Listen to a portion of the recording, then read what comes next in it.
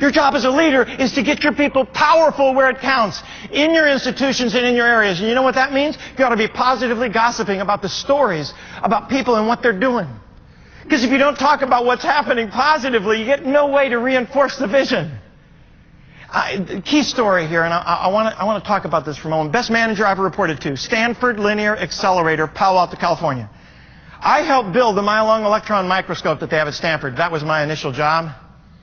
I was 17.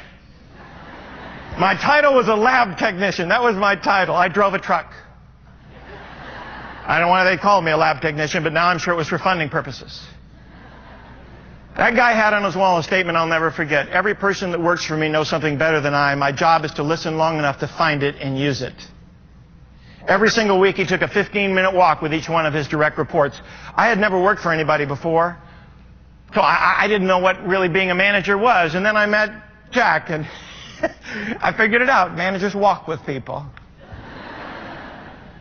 And I'm walking with this guy, and he said, Terry, you've been here a week now. I take a walk with each of my people each week, and your day is going to be Friday. And I said, fine.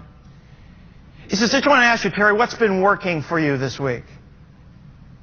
I was 17 years old. A lot of things had worked for me. I'd done pretty well in sports, and I had done well as a student. But nobody had ever asked me that question. What kind of questions do we ask teenagers? How's it going in school? Isn't that a common question? Because you're concerned about schoolwork. How's it going in school? Is it going well? Sports. Hey, hey, hey. Are you dating? What's happening? Are you on drugs? Very seldom do you say to a teenager what's working for you. I was blown away by that question. It was a construction project. I'm glad we were walking because I couldn't think of anything. And I'm walking with this guy. What's working? What's working? And I finally said, well, the guys taught me how to load the truck. Because we have very sensitive equipment. I know there's a certain way of doing that, and I've been working on that. And he said, good, Terry, I'm glad you learned from the guys. But I want you to know something. When I first hired you, I knew there was something special about you. In fact, I expect to learn something from you this summer. You talked about mentors, right? I mean, I looked at this guy like, oh, you're just too far away. You don't remember what a teenager's like here. I'm male, I'm making money, hormone with pants, get out of my way. And the interesting thing, I will never forget him, because every single week he asked that stupid question. He ruined my summer. Ruined my summer. Because every single week he asked that question. Now I'm going to stop you and I want you to go back. Early authority figures.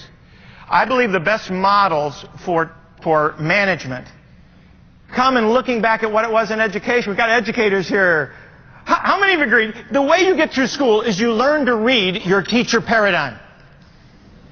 You figure out how they construct tests. That's your initial job. I don't care what text you're given. You've got notes and text, right? And the first test, you study everything because you're not sure whether it's notes or text or both. And as you come out of the first test, you immediately go to your friends. Nothing from the text, was it? No, burn it, I don't need it. I wasn't into learning. I was into getting through the hurdle. And you know what? You see, most of the stuff that teachers do have to do with answers, and I was expecting to get the answers from a teacher, and you know what he said every single week? I'm going to ask you what's working. I remember vividly the next week, he asked me the same question. I had a better answer the second week. Every week he answered that. He is the best listener I have ever reported to in my life. He was more excited about our ideas than he was of his own. I was the only summer employee. Twice that summer he said, Terry, I love that idea so much. Would you mind if we brought that up in staff meeting?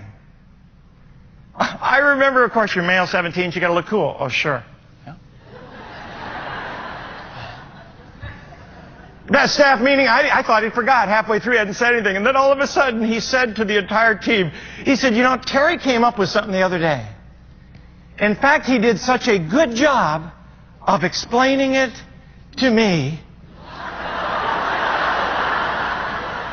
And I remember looking at him like, no! I don't have any cue cards. I don't have nothing. I don't want any of this, I was looking at him. I was panicked. Don't ask me to do that. And he just looked at me. He said, go ahead. And I just stood up and I looked at him the entire time.